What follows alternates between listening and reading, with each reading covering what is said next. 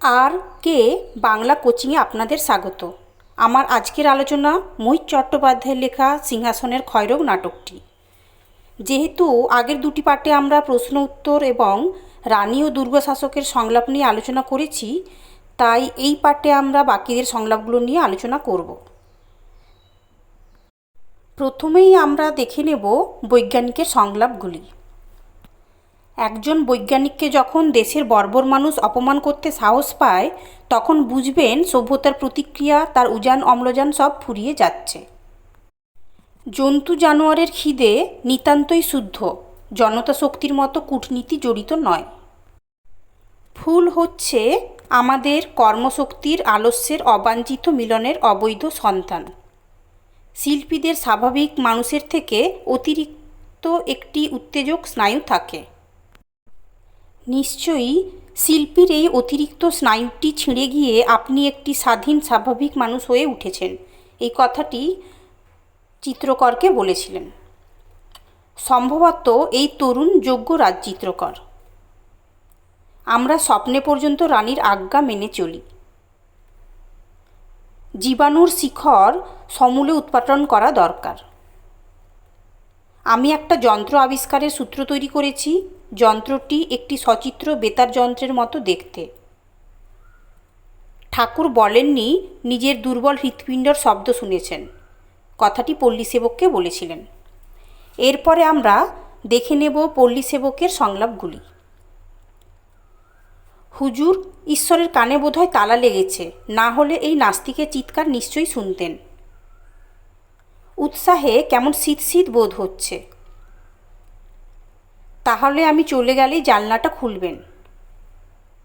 আমি নাটমন্দিরের দেবতাকে জাগ্রত প্রমাণ করিয়াছি, দেখবেন ঠাকুরের কৃপায় ওদের বোঝাতেও সফল হব। রানী বিলাস চান না, বরং সাধারণ মানুষের জন্য তার মন কাঁদে। আমার কিন্তু কেমন ভৌতিক লাগছে। দক্ষিণ গায়ের সাঁকো সারানোর কাজটা যখন আমায় কৃপা করে দিচ্ছেন, ওর মেরামতের খরচটাও হুজুর একটু বেশি করে ধরবেন, কথাটি পল্লী সেবক দুর্গশাসককে বলেছিলেন। আমি শুধু একটি শব্দ উচ্চারণ করব, সাধু সাধু। এরপরে আমরা দেখে নেব বার্তা অধিকারতার সংলাপগুলি। আমরাই আমাদের জেতাব। দেশের যখন সংকট, তখন পুষ্পচর্চা নিশ্চয়ই বিলাস। নিলামের টাকা রানী জনসাধারণকে দান করবেন। ভয় থেকেই অর্থের আমদানি হয়, এ তো সহজ বাণিজ্যিক সত্য। আমাদের নিজেদের মধ্যে অসন্তোষ দেখা দিলে আমরা কিন্তু উদ্দেশ্যের পথ হারিয়ে ফেলব। এই যে আপনি অমন ইঁদুরের মতো লাফ দিয়ে পালালেন কেন, এ কথাটি বার্তা অধিকর্তা পল্লী সেবককে বলেছিলেন। পরে আমরা সৈন্যাধ্যক্ষের সংলাপগুলি দেখে নেব। এক এক সময় মনে হয় ফুল বাগানটাও ওদের সঙ্গে মিলিত হয়ে ষড়যন্ত্র করছে। প্রাণীগুলো এমন হবে যাতে মনে হয় এরা একটা ভিন্ন গ্রহের ঘাতক, একটা জঘন্য জঙ্গলে জন্মেছে, ছুঁয়ে দিলেই নিঃশ্বাস বিষাক্ত হবে। আমাদের সমূহ বিনাশ আসন্ন। জনতা ইতিমধ্যে আমাদের দুর্বল ভাবছে। এরপরে জীবনলালের সংলাপ। সারা রাজ্যের মানিকতুল্য ফুল নিলাম হচ্ছে, চাঁদ নক্ষত্র পর্যন্ত ঢলক শুনে হুতাশ করবে, কথাটি দুর্গশাসককে বলেছিল। এরপর নীল রঙের আকাশখানাও কবে নিলাম করে দেবে, কোথায় তাকাবো আমরা?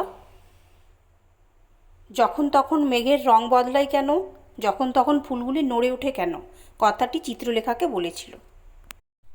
আহা, তুমি কেন আগলখলা সাগর হও না, চিত্রলেখাকে বলেছিল। কনে বধূ ঘরে তোলার লগন এলো। কেবল তোমাকে দেখলে বুকের মধ্যটায় আর একটা জীবনলাল কথা বলে ওঠে।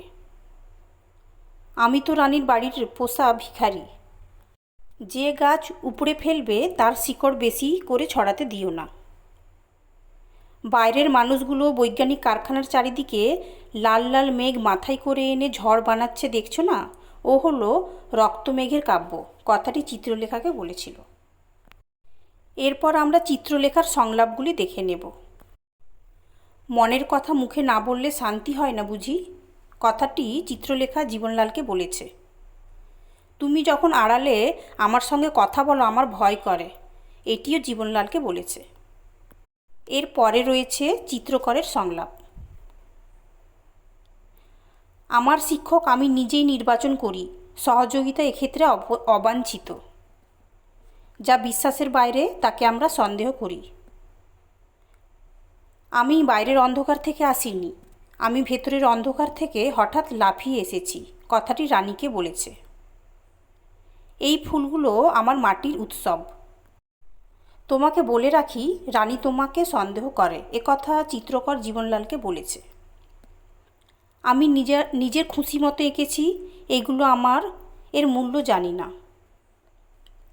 তোমাকে নিয়ে যেতে একটি পালকি আসবে চিত্রলেখা, পালকি চিরকাল আসে, কিন্তু অনেক সময় শূন্যেও ফিরে যায়, কথাটি চিত্রকর চিত্রলেখাকে বলেছে।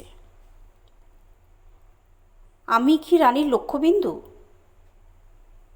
অপরের অহেতুক ধৃষ্টতা সহ্য করার শিক্ষা আমি পাইনি। আজকের আলোচনা এই পর্যন্ত। ভিডিওটি ভালো লাগলে অবশ্যই লাইক এবং সাবস্ক্রাইব করে আমাদের পাশে থাকুন। আজ এখানেই থামছি। ধন্যবাদ।